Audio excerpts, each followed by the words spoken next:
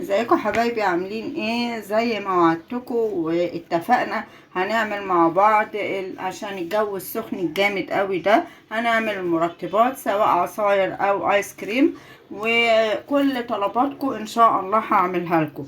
انا بحب اعمل العصاير، الحاجات الفريش، الفاكهة المغذية لينا ولاولادنا، ما بحبش العصاير الجاهزة. نعمل ايه؟ معايا خوخ، كلنا عارفين ان الخوخ مفيد جدا. هجيبه واغسله كويس. وهعمل ايه بقى دلوقتي؟ انا هعمل عصير الخوخ. بعد ما غسلته كويس ونشفته واتأكدت من نظافته، هجيب حلة فيها مية وهنزل بالخوخ بتاعي فيها.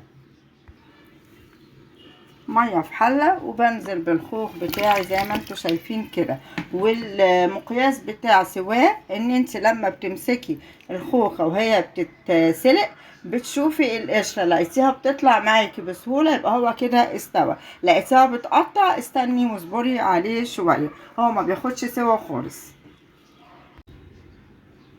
خلاص، هو الخوخ بتاعي اتسلق. بصوا، هشيل بقى البذرة كده وهشيل القشرة، بتتشال بكل سهولة زي ما انتوا شايفين. ادي القشرة اهي طلعت، وانا عاملة بقى الكمية كلها بالطريقة دي. هنعمل ايه؟ خطوات سريعة وسهلة جدا، مش هتاخد مني وقت. هجيب بقى الخلاط بتاعي وهنزل بيه بنص الكمية او 3/4 الكمية. نزلت بقى بنص الكمية كده، دي المية بتاعة سليق الخوخ، جميلة ولونها جميل وريحتها تحفة. هنزل بيها يا حوالي لتر مية. عشان كده بقولك وانت بتسلقيه ما تزوديش كمية المية، عشان المية اللي تفضل معاكي تبقى حلوة. ومعايا علشان اديله، انا استنى هضربه الاول في الخلاطة اوريكم لونه، وبعدين تشوفوا هعمل ايه.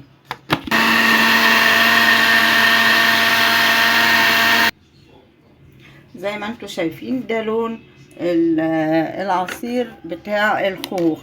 هو لونه في العصير الجاهز ما بيبقاش فاتح كده، فانا عشان ازود القيمة الغذائية بتاعته واخلي لونه زي الجاهز، دي جزراية كبيرة مسلوقة سلقها كويس، هنزل بيها على الخوخ بتاعي. انتوا هتشوفوا فرق اللون دلوقتي، هيغير الطعم ابدا، لا هيغير الطعم ولا هيغير اي حاجة، هو هيغير اللون بس، وهيزود قيمة غذائية كبيرة جدا للعصير.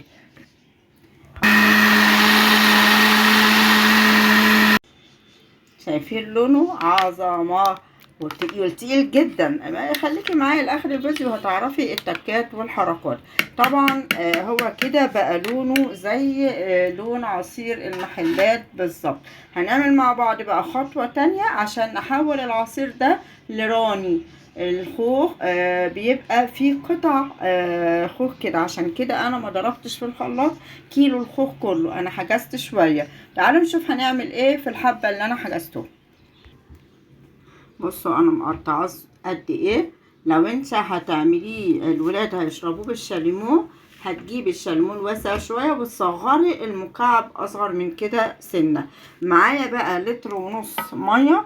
ليه لتر ونص ميه؟ عشان انا حطيت على عصير الخوخ الميه بتاعه السليق. لتر ونص ميه هنزل بيهم معاهم بكوبايه كبيره اكبر من المج بتاع الشاي سكر. تمام كده. وهنزل بالخوخ اللي انا مقطعاه قطع ده كده اهو في الميه، وهسيبهم يغلوا 5 دقايق. ليه هسيبه يغلي 5 دقايق؟ عشان لما اعمل العصير ما يحمضش ويبوظ مني. خلاص هولع عليه بقى يغلي 5 دقايق. انا هنزل بقى بالعصير اللي هو مضروب في الخلاط عليه كده. يا جماله يا جماله. بصوا الكمية، انا عايزاكم تحكموا. بصوا الكمية قد ايه.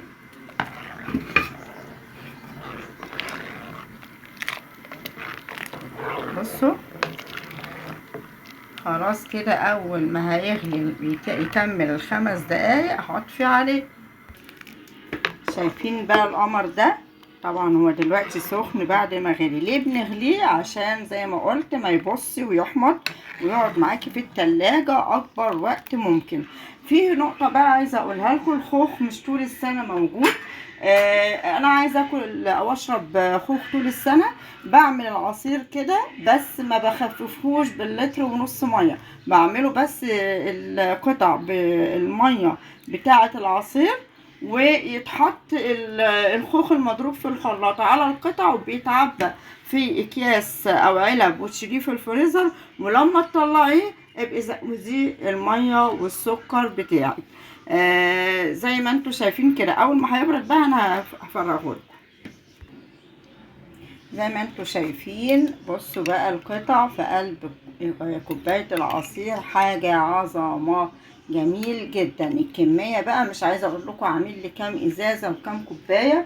انا طبعا ما حطيتهوش في ازاز، انا شلته في الفريزر.